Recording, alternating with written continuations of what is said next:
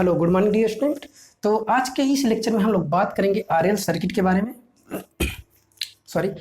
तो बेसिकली जब हम किसी सर्किट में आर मतलब रेजिस्टेंस और एल मतलब इंडक्टेंस को सीरीज में जोड़ देते हैं तो उनके करंट की इक्वेशन, वोल्टेज की इक्वेशन और उनका जो रिजल्टेंट वोल्टेज है वो क्या मिलता है, पावर फैक्टर क्या मिलता है और रिएक्टिव जो है कि कंपोनेंट पावर का अब क्या मिलता है।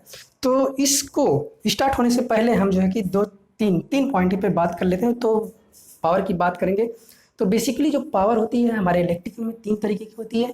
एक हमारी एक्टिव पावर, दूसरी हमारी रिएक्टिव पावर, तीसरी हमारी अफरेंट पावर। तो जो अफरेंट पावर होती है उसी में ही ये दोनों पावर मिलती हैं बेसिकली। तो एक हमारा क्या है, एक्टिव पावर।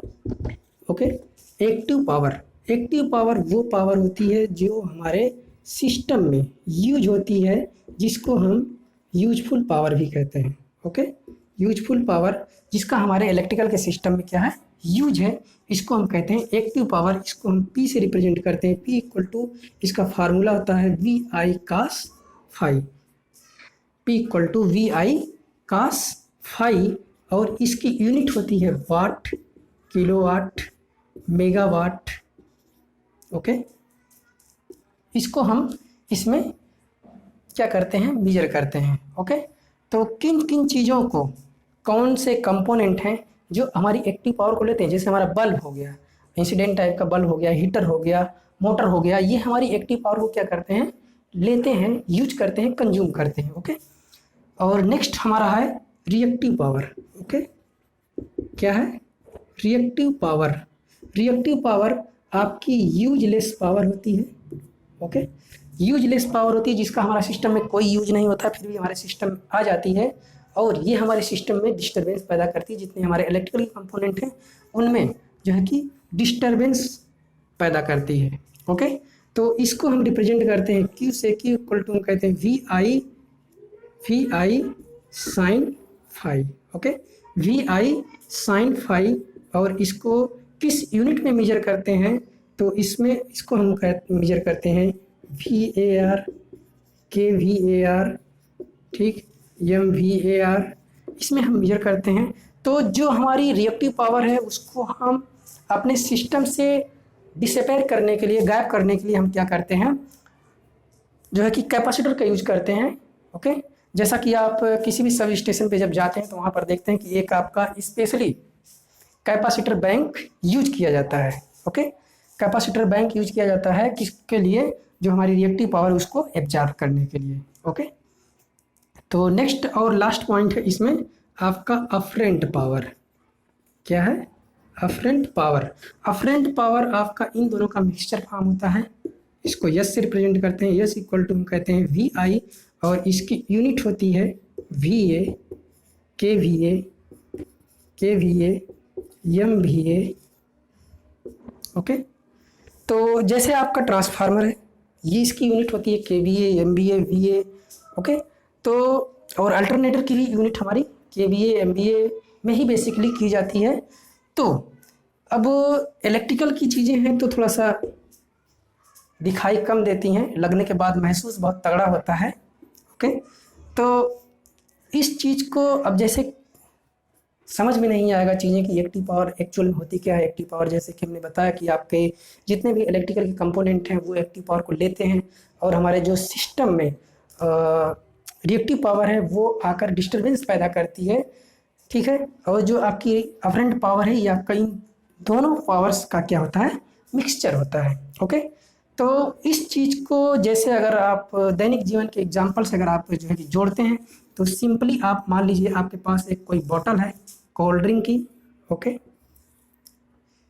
ये आपके कैप लगी हुई है और इसमें आपका ये कोल्ड ड्रिंक क्या है, फिल है।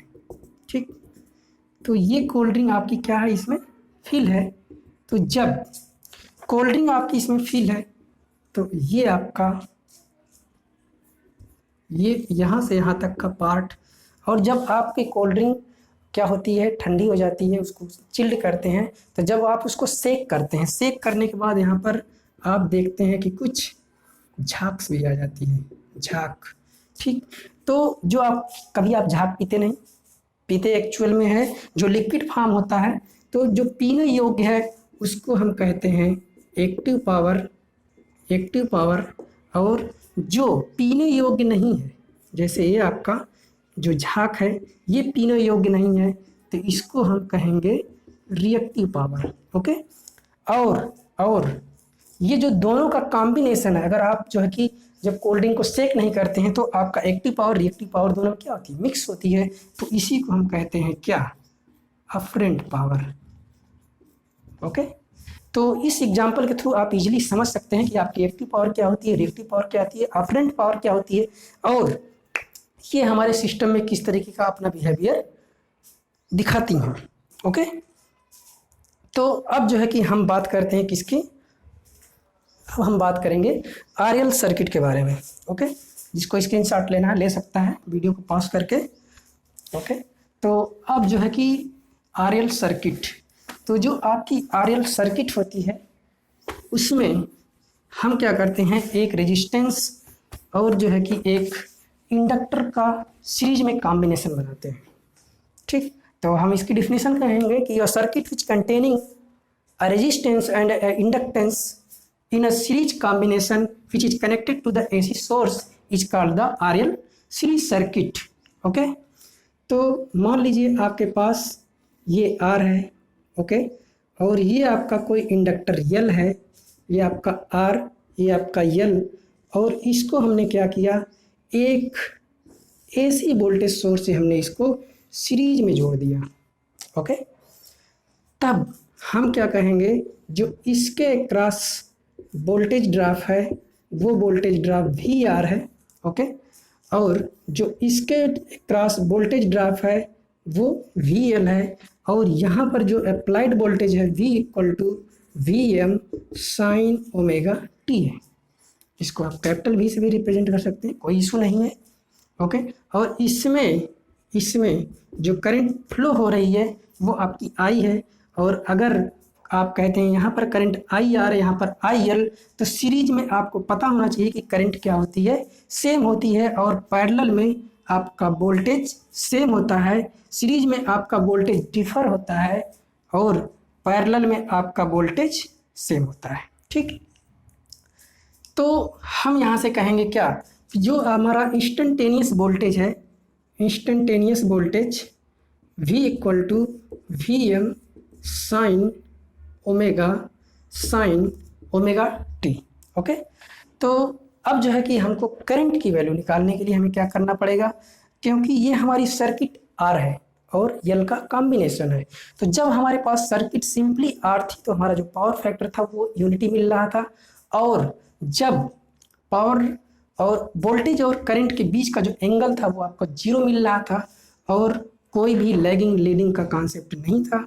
और जब आपका सिंपली एक इंडक्टर लगा हुआ था तब उस कंडीशन में आपकी करंट क्या कर रही थी, लैग कर रही थी, कितना डिग्री, 90 डिग्री। लेकिन यहाँ पर क्या है, आपका एक रेजिस्टेंस एक इंडक्टर के क्या है, सीरीज में लगा हुआ है, तब जो आपका जो करंट होगी वो लैग करेगी किससे, वोल्टेज से, कितना डिग्री, 5 डिग्री, 90 डिग्री नहीं करेगी, क्योंकि अब जो है कि ये इंडक्टर और रेजिस्टेंस के कॉम्बिनेशन के ऊपर डिपेंड कर रही है, तभी जो आपका करंट है वो 5 डिग्री क्या कर रही है, लैग करेगी। ओके, तो अगर आप यहाँ पर वोल्टेज निकालते हैं इसका, इस रेजिस्टेंस का वोल्टेज ड्रॉप, तो I इंटू आर, और इसका वोल्टेज ड्रॉप निकालते हैं तो I इंटू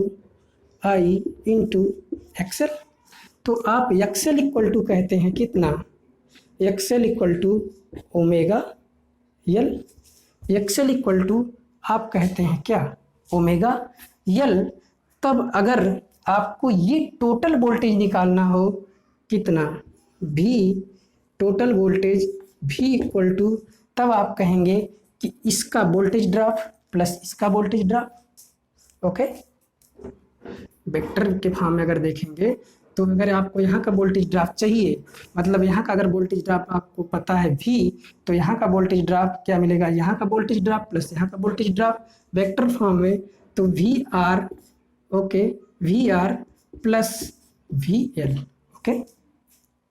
तो यहाँ से आप कहेंगे कि यहाँ पर आपको जो वोल्टेज मिल रहा है V equal to V R का स्क्वायर प्लस वी एल का स्क्वायर अंडर रूट, ये आपको मिल जाएगा। और अगर आप इसके एम्पीडेंस की बात करते हैं, ये आपका क्या है, इंडक्टिव रिएक्टेंस है, लेकिन हम यहाँ पर एम्पीडेंस की बात करेंगे तो V इक्वल टू हम कहते हैं क्या, V equal to V R की वैल्यू आई आर का whole square plus I into XL का होल स्क्वायर। तब आई कॉमन ले लेंगे, okay, I into under root R square plus XL का स्क्वायर। तो आप यहाँ से कहेंगे V divide by I equal to under root R square plus XL square. V by I को हम कहेंगे Z, क्योंकि ये आपका total voltage divide by total current आपका मिल जाएगा क्या, इम्पीडेंस। इसी को हम कहेंगे क्या, इम्पीडेंस। तो इम्पीडेंस मिल जाएगा आपका under root R square plus XL square, okay. तो एक फार्मूला आपको ये भी मिल गया। ये सब आपका बेसिक है। जब आपका बेसिक स्ट्रांग रहेगा तब जो है कि आप मशीन में और दूसरे सब्जेक्ट में जो है कि अच्छा परफॉर्मेंस कर पाएंगे, ओके। तो अगर आपसे पूछ लिया कि total current I equal to आपको कितना मिलेगा, तो V डिवाइड बाई Z, ये आपका टोटल करंट है, ओके, टोटल करंट। तो अब हम देखते हैं इसमें दो ट्रायंगल आते हैं। एक तो हमारा जो है कि एम्पीडेंस ट्रायंगल और दूसरा हमारा जो है कि वोल्टेज ट्रायंगल, ओके। तो हम देखते हैं पहले voltage triangle, okay. Voltage triangle, ये सारी चीज़ें आप नोट करते चलेंगे साथ साथ। तो हम देखेंगे पहले voltage triangle, okay. Voltage triangle, अभी जो है कि हम इसका फेजर डायग्राम भी देखेंगे कि किस तरीके का हमारा इसका फेजर डायग्राम आता है। तो वोल्टेज ट्रायंगल, तो ये देखिए आपका है क्या, सर्किट। इससे पहले आपकी सर्किट यहाँ पे थी R, और इसके बाद आपका L, RL। तो ये आपका हो गया क्या, ये आपका है VR, और ये आपका है क्या, VL, ठीक। तो VR और VL का जो रिजल्टेंट मिलेगा, ठीक, जो रिजल्टेंट मिलेगा वो आपका होगा V इक्वल टू, आपने यहाँ पे कहा है कितना, V equal to VR plus VL, okay. और ये आपका जो एंगल है ये आपका फाई है, ओके। और इस वाले फार्मूले से आप देख लीजिए कि आपका जो एम्पीडेंस ट्रायंगल है वो क्या बनेगा। तो जो आपका एम्पीडेंस ट्रायंगल है, आप यहाँ से ये भी कह सकते हैं, इधर से आप अंडर रूट हटाएंगे तो इसका स्क्वायर, या आप ये भी कहेंगे Z equal to R plus XL का बार, ओके। तो आप यहाँ से ये कहेंगे कि जो आपका ये आपका रेजिस्टिव कंपोनेंट, यहाँ पे एक चीज़ देखिए, सारी चीज़ों को क्लियर कर देता हूँ। ये आपका रेजिस्टिव वोल्टेज और ये आपका इंडक्टिव वोल्टेज और ये आपका अप्लाइड वोल्टेज, ओके, ये आपका अप्लाइड वोल्टेज। अब हम यहाँ पर बात करते हैं किसकी, एम्पीडेंस ट्रायंगल की। ये आपका रेजिस्टेंस, ये आपका इंडक्टिव रिएक्टेंस। तो आपको जो इसका रिजल्टेंट मिलेगा ये आपको मिलेगा कितना, Z, ओके। तो ये आपका है क्या, इंडक्टिव रिएक्टेंस, ये आपका रेजिस्टेंस और ये आपका एम्पीडेंस। डेंस। तो आई होप कि सारी चीज़ें आपका क्लियर हो रहा होगा। तो अब जो है कि ये हो गया आपका वोल्टेज ट्रायंगल और ये आपका हो गया एम्पीडेंस ट्रायंगल। ओके, ये आपका हो गया एम्पीडेंस ट्रायंगल। तो अब जो है कि हम बात करते हैं, हमने जैसे कि बात कर लिया कि हमारी जो एक्टिव पावर है और रिएक्टिव पावर है वो सारी चीज़ें। तो अब हम इसमें बात करते हैं पावर फैक्टर की। सारी चीज़ें आप जो है कि नोट करते रहेंगे। अब हम बात करेंगे पावर फैक्टर की, ठीक है। तो जैसा कि आपको ये है, ये आपका है क्या VR और ये आपका XL और VR VL और ये V और ये आपका है फाई। तो यहाँ से आपका जो cos फाई मिलेगा पावर फैक्टर cos फाई, ये आपको मिलेगा कितना, ये आपको मिलेगा cos फाई, जैसा कि आप जानते हैं क्या, लाल बटे कक्का।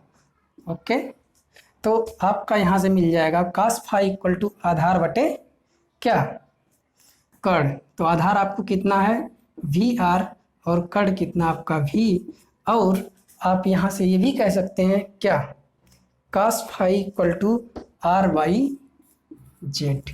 तो यही चीज़ें आप जो है इससे पहले देखते हैं या जहाँ कहीं भी देखते हैं कि आपको cos फाई इक्वल टू कहा जाता है R/Z। ओके, तो यही आपका R/Z यहीं से निकल के आता है। और जब आप बड़ी सर्किटों में या बड़ी मशीन वगैरह पढ़ते हैं तब वहाँ पर इस चीज़ को भूल जाते हैं कि हमारा cos फाई कहाँ से जनरेट होके आया है। तो इसीलिए हम क्या कर रहे हैं, मशीन को स्टार्ट होने से पहले बिल्कुल हम बेसिक के बारे में पहले देख लेते हैं, तब जो है कि हम मशीन को जस्ट AC3 के कंप्लीट होने के बाद हम मशीन को स्टार्ट करेंगे। ओके, तो ये हो गया आपका cos phi.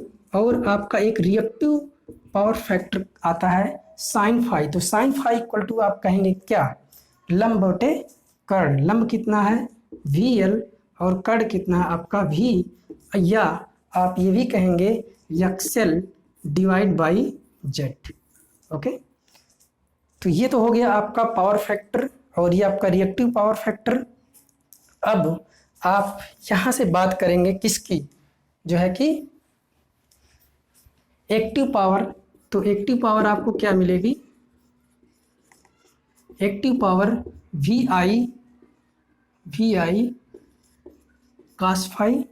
Okay, VI cos phi और रिएक्टिव पावर आपको मिलेगी VI sin फाई। ओके, और आपको अफरेंट पावर मिलेगी, अफरेंट पावर VI। ओके, और आपका यहाँ से जो tan फाई है, tan फाई आपका लंब बटे आधार। लंब कितना है आपका VL, आधार कितना है R। ओके, तो ये आपके सारे पॉइंट्स, जब भी आपके पेपर में क्वेश्चन आता है तो सारे पॉइंट्स को, सारे टर्म्स को आपको रिप्रेजेंट करना है, तभी जो है कि आपको अच्छे मार्क्स मिलेंगे। ये जो है कि बोर्ड के बच्चों के लिए है, और जो कंपटीशन की तैयारी कर रहे हैं उनके लिए बेसिकली यहाँ से जो क्वेश्चन बन सकते थे वो आपका पावर ट्रायंगल यहाँ पे नहीं है। पावर ट्रायंगल जो है कि जब हम एक्टिव पावर रिएक्टिव पावर की बात करते हैं तो देख लीजिए आपका ये पावर ट्रायंगल यहाँ पर। ओके, जो कंपटीशन के बच्चे हैं उनके लिए इम्पॉर्टेंट है पावर ट्रायंगल। तो ये आपकी हो गई क्या, एक्टिव पावर। ओके, ये आपकी एक्टिव पावर और ये आपकी हो गई क्या, रिएक्टिव पावर, और ये आपका हो गया अफरेंट पावर। ठीक है, तो ये आपका होता है पावर ट्रायंगल, इसको कहते हैं हम पावर ट्रायंगल। तो ये आपके जो है कि यहाँ से क्वेश्चन अच्छे बनते हैं कि आपका पावर फैक्टर cos फाई की वैल्यू दे दिया और आपको एफरेंट पावर की वैल्यू दे दिया, तो आपसे एक्टिव पावर पूछ लेगा, रिएक्टिव पावर पूछ लेगा। ये आप जो है कि कंपटीशन के क्वेश्चन है, ये जो है कि यहाँ से कंपटीशन वाले क्वेश्चन आपसे मिलते हैं। तो अब जो है कि हम बात करते हैं इसके, जो है कि इसमें पावर का लॉस कितना होगा। पावर का लॉस आपका होगा I²R, ये आपका होगा पावर लॉस। सिक्वेंसली जिस तरीके से मैं आपको नोट कराते जा रहा हूँ, चीज़ों को रिप्रेजेंट कर रहा हूँ, उसी तरीके से आपको एग्जाम में चीज़ों को जो है कि प्रेजेंट करना है। ओके, तो अब हम बात करेंगे किसकी, पावर फैक्टर की, सॉरी बात करेंगे हम इसके बाद पावर फैक्टर, मतलब आपका जो पावर फैक्टर है वो आपका लैगिंग नेचर होगा या लीडिंग नेचर होगा। तो हमने यहाँ पे बात कर लिया फ्रंट पावर की, रिएक्टिव पावर की, एक्टिव पावर की स्टार्टिंग में ही, और ये आपका हो गया पावर ट्रायंगल। तो 3 ट्रायंगल हमने देखे, एक हमारा वोल्टेज ट्रायंगल, एक हमारा जो कि इम्पीडेंस ट्रायंगल, और लास्ट वन आपका है पावर ट्रायंगल। तो अब हम बात करेंगे किसकी, फेजर डायग्राम की, ठीक है। तो जो हमारा फेजर डायग्राम है, तो जैसा कि हमारी ये रेजिस्टिव सर्किट है, ये आपकी कैसी सर्किट थी, रेजिस्टिव। तो जब आपका सर्किट रेजिस्टिव होता है तो आपका वोल्टेज और करंट, ये आपका वोल्टेज और ये आपका करंट क्या होता है, एक ही डायरेक्शन में होता है, मतलब ये आपका वी आर और आई, ओके। इसको मान लीजिए आपका कोई सोर्स से आपने इसको जोड़ दिया, इसी सोर्स से, इसमें करंट आई, इसमें जो है कि ये आपका आर, ये आपका यल, तो यहाँ का वोल्टेज ड्रॉप वी आर है और यहाँ का वोल्टेज ड्रॉप वी एल। तो जैसा कि आपको पता है कि जब भी आपकी किसी भी सर्किट में, एसी सर्किट में आपका इंडक्टर जो है कि ऐड हो जाता है, तो आपकी जो करंट होती है वो 90 डिग्री लैग करती है। तो आपकी करंट के रिस्पेक्ट में आपका ये वोल्टेज क्या कर रहा है, लीड कर रहा है, वी एल, ओके। तो ये आपका वी एल और ये आपका वी आर, तो इसका जो रिजल्टेंट है वो आपको यहाँ पे भी मिला था। तो इसका रिजल्टेंट आपको क्या मिलेगा, ये जो है कि 5 डिग्री, ओके, और ये आपका मिल गया क्या, V। तो ये हो गया आपका पावर फैक्टर, या ये आपका हो गया फेजर डायग्राम, ठीक। ये आपका है फेजर डायग्राम। तो इसमें आपका जो वी आर है और आई है, ये एक दूसरे के कैसे हैं, एक ही फेज में है, और जो वी एल है वो आपका आई से क्या कर रहा है, 90 डिग्री लीड कर रहा है। लेकिन हम कहते हैं कि जो हमारा जब इंडक्टर लगता है तो उसमें करंट हमारी क्या करती है, लैग करती है। तो देखिए आपका यहाँ से करंट क्या कर रही है, इसके रिस्पेक्ट में अगर आप देखेंगे तो 90 डिग्री ये क्या कर रही है, लैग कर रही है, ओके। लेकिन जब आपका ये आपका रेजिस्टेंस और आपका इंडक्टर लगा हुआ है, तो इस वोल्टेज के रिस्पेक्ट में ये करंट, इस वोल्टेज के रिस्पेक्ट में आपकी जो करंट है वो क्या कर रही है, 5 डिग्री लैग कर रही है, ओके। इस चीज़ को ध्यान दीजिएगा, इस रिजल्टेंट वोल्टेज के रिस्पेक्ट में करंट आपकी 5 डिग्री क्या कर रही है, लैग कर रही है, ओके। तो यहाँ पर आपका जो पावर फैक्टर होगा वो आपका कैसा होगा, लैगिंग नेचर का होगा, ओके। तो अब हम बात करते हैं किसकी, power absorbed bye RL circuit. इसी लेक्चर में आपका इसी पॉइंट से रिलेटेड है, power absorbed bye AC RL circuit, okay. Power absorbed bye RL circuit. तो आरएल सर्किट में हमारी पावर क्या एब्जॉर्ब होगी, तो P इक्वल टू हम कहेंगे वी आई, भी हमको मिला था कितना, V M sine omega T, और आई मिला था कितना,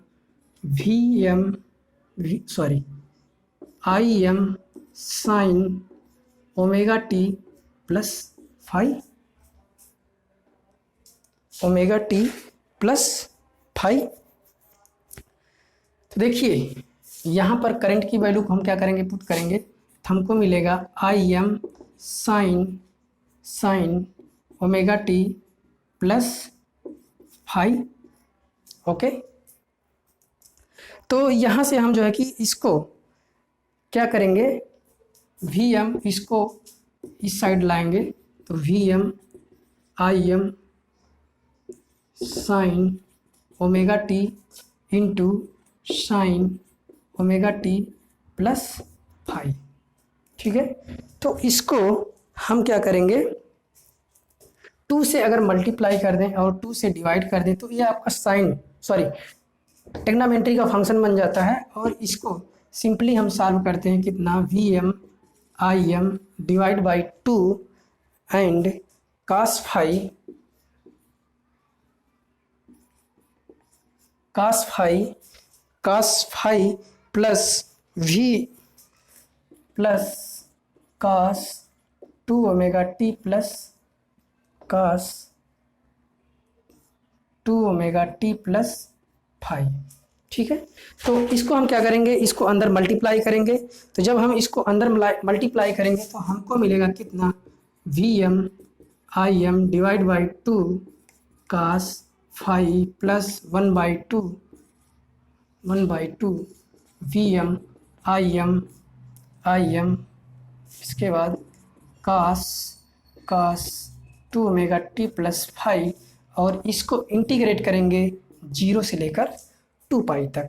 ठीक, तो जब आप इसको इंटीग्रेट करेंगे तो आपको फाइनली इसका अभी तक हमने जो रिजल्टेंट देखा है वो हमको 0 मिल रहा है। तो हमको जो पी एवरेज पावर मिलेगी V M I M divide by 2 into cos phi. तो यहाँ से आप कहेंगे कि जो आपको P मिलेगा V M divide by √2 into I M divide by √2 into cos phi. तो आप यहाँ से कहेंगे कि जो आपको पावर मिल रही है वो पावर मिलेगी कितना, P equal to V R M S into I R M S into cos phi. Okay, तो इतनी चीज़ें आपके जो है कि आरएल सर्किट में आती हैं। तो इन सारी चीज़ों को जितने भी आपके आरएल सर्किट में आते हैं उनको हमने कवर किया कि आपकी वोल्टेज की इक्वेशन क्या थी, करंट की इक्वेशन आपको ये मिलेगी, और उनका सर्किट डायग्राम क्या था, उसका फेजर डायग्राम क्या था, उसका रिजल्टेंट वोल्टेज कितना मिल रहा था, उसका एम्पीडेंस क्या था, और उसका जो है कि पावर फैक्टर कितना मिल रहा था, पावर फैक्टर का फार्मूला क्या था, और एक्टिव पावर का फार्मूला क्या मिल रहा था, रिएक्टिव पावर का फार्मूला क्या मिल रहा था, और आपका अपरेंट पावर का फार्मूला क्या मिल रहा था, और जो है कि आपका पावर लॉस का फार्मूला क्या मिला। और इसके बाद हमने बात की कि आपकी जो पावर एब्जॉर्ब होगी आरएल सर्किट के थ्रू वो आपको कितना मिलेगी। तो इस लेक्चर में बस इतना ही। So thank you.